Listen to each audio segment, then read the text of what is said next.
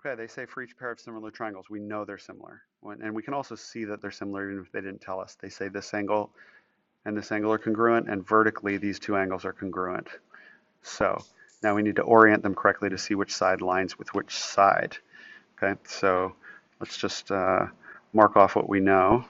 If we had, and I'm going to mark the vertices first, just to be able to see what aligns with what vertex. And give me 1 second here.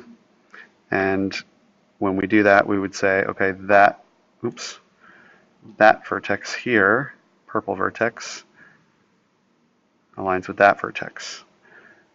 This vertex reflexively aligns with itself, and this vertex aligns with that vertex.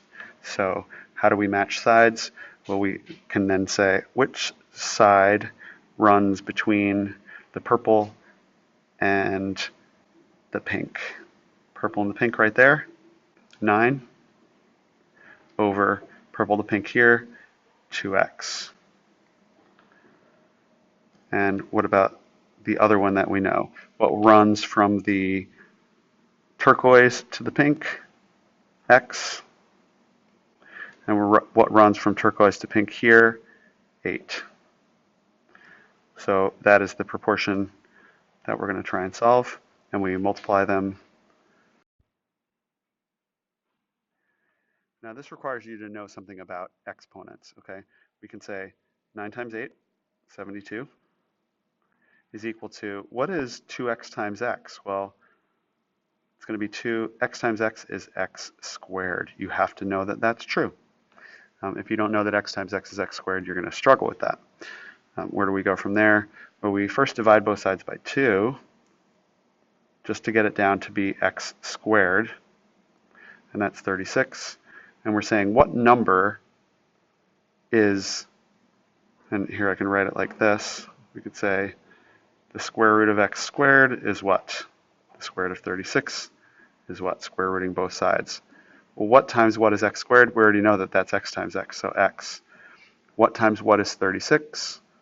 6 times 6 is 36. Now, fun fact, you might also know that negative 6 times negative 6 is 36, negative 6 squared. But we can't have negative lengths, so there's no way that there's going to be side lengths that are negative 6. So we can disregard that possible square root of 36 is negative 6 because we're talking about a length, and you can only have positive numbers for lengths.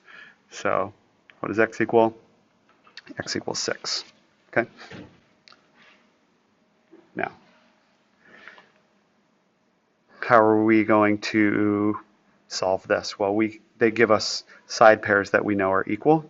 And it's a little bit hard to orient this because it doesn't really give us anything about the second vertex. But we can just visually know that, for example, this hypotenuse is going to align with that hypotenuse. And this leg is going to align with that leg. It's the only way we'd be able to solve it if we were under the assumption that those were matching. So how do we write it out?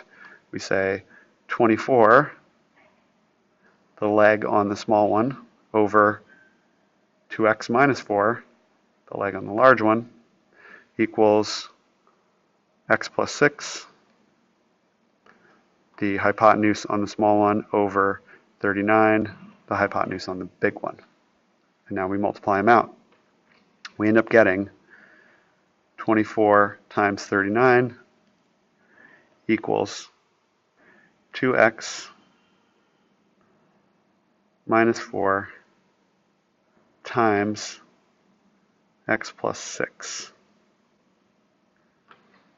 All right, let's do the math to calculate this. I'm going to zoom in and do 24 times 39.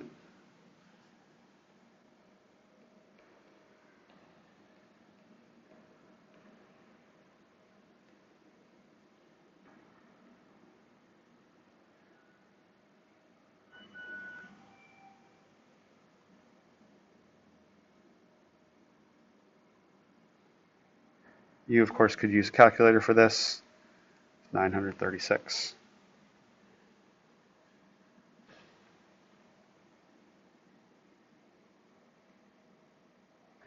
And then we have to zoom in and do 2x minus 4 times x plus 6.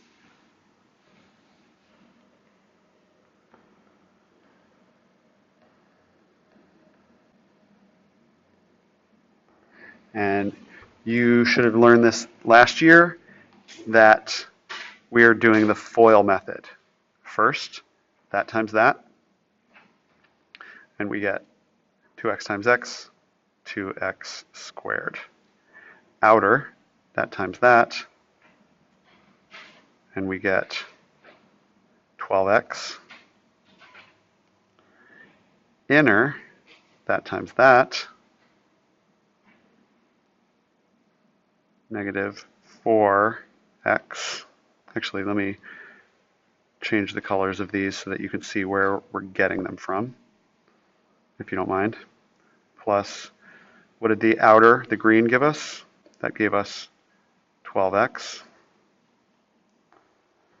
So first was the turquoise, outer was the green, inner was the pink. That was negative 4x.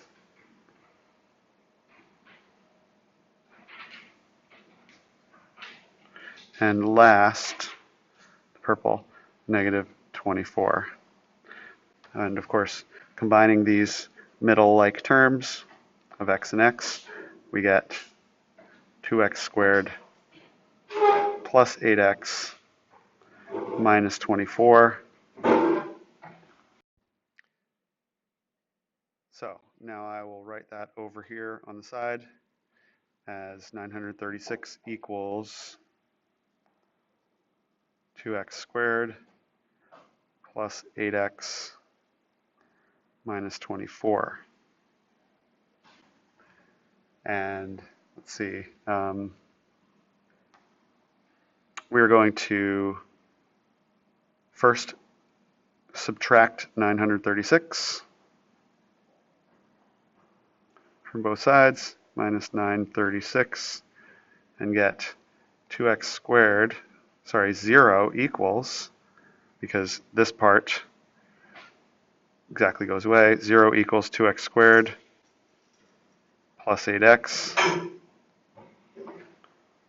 minus 960. Okay, and then we can actually divide both sides by 2. I'm going to move this up.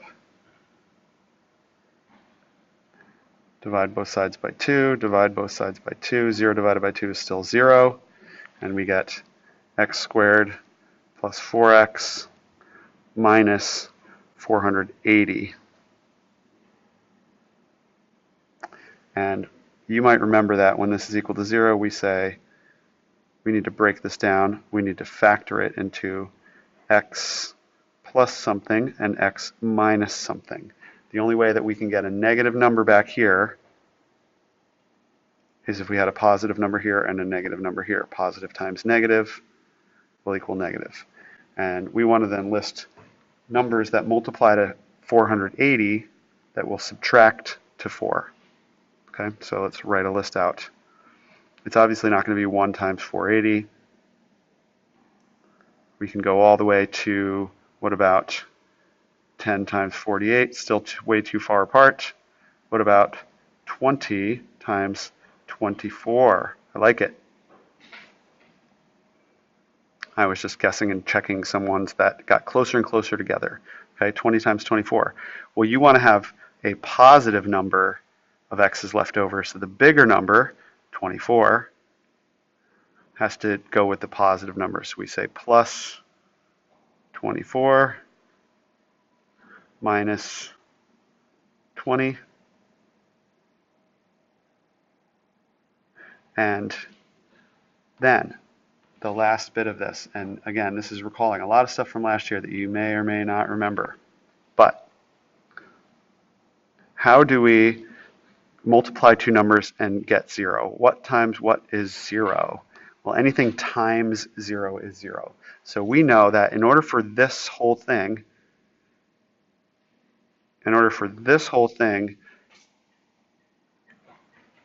to equal 0, we must have one of those values equal to 0. So which one? Let's take both of them, set them equal to 0. X plus 24 equals 0. That would be a value that would make the whole thing 0. Or x minus 20 equals 0. And when we solve this, we get minus 24, minus 24, x equals negative 24, or plus 20, x equals 20. Well, what are we talking about? We're talking about side lengths, okay?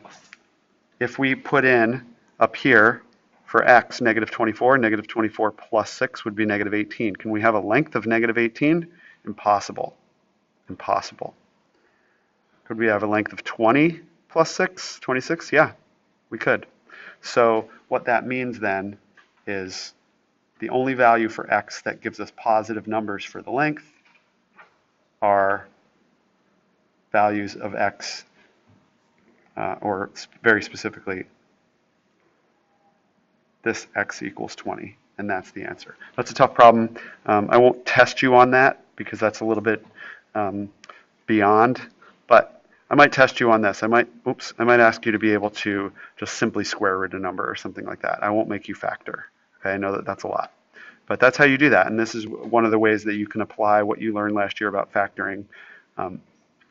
So yeah, there you are.